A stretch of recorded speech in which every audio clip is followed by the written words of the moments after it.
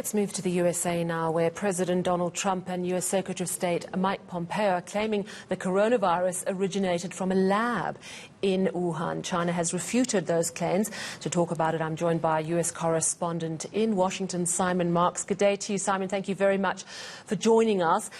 Has Donald Trump or Mike Pompeo given any evidence to support their claims that this is a manufactured virus? No, they have not, Sally. President Trump said a short while ago, as he left Washington, D.C. to head to Arizona, where he's going to be touring a factory that is making those protective masks that everyone is wearing here now, that there will be information put into the public domain soon. But he didn't specify what he meant by soon. And remember that the position that President Trump and his Secretary of State Mike Pompeo are taking, namely, they say that this was a man-made virus concocted in that laboratory in Wuhan that somehow got out of that laboratory. That stands in contrast to the conclusion that President Trump's own Director of National Intelligence has reached. The intelligence agencies here said about 10 days ago that they have seen no evidence to support the view that COVID-19 was man-made. Certainly no evidence to support the view that it was made in that laboratory. The more President Trump voices these accusations, the more angry the Chinese become. Yesterday, Chinese state media described Secretary of State Mike Pompeo as being insane. They said that he was wantonly spreading poison by advancing this argument that this virus had been cooked up by Chinese scientists. And all of this rhetoric is now increasingly becoming hot and increasingly suggesting that there are big tensions lying ahead over the next few months between Washington and Beijing. And I understand it is already having an impact on the markets.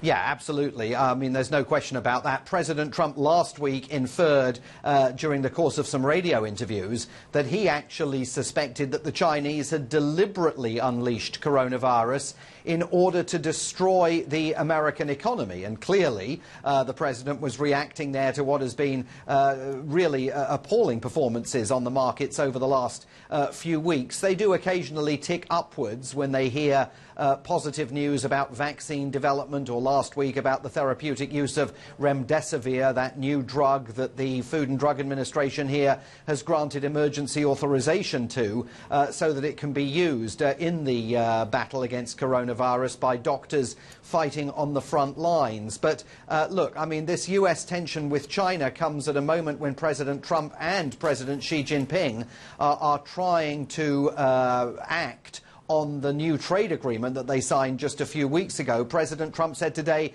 he's not spoken to President Xi Jinping now for several weeks, and there's no question that it's putting a crimp in that personal relationship that he's previously described as being very positive. And at the same time, the United States is dealing with a really terrible situation with COVID-19.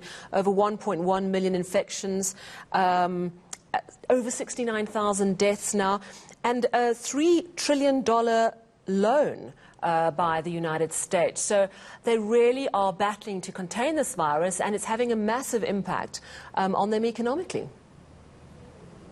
Yeah, absolutely. Absolutely. I mean, just on the numbers, the Johns Hopkins School of Medicine has the number of fatalities at just over 69,000. Some of the other tallies here have actually taken it over 70,000 in the course of the last 90 minutes or so.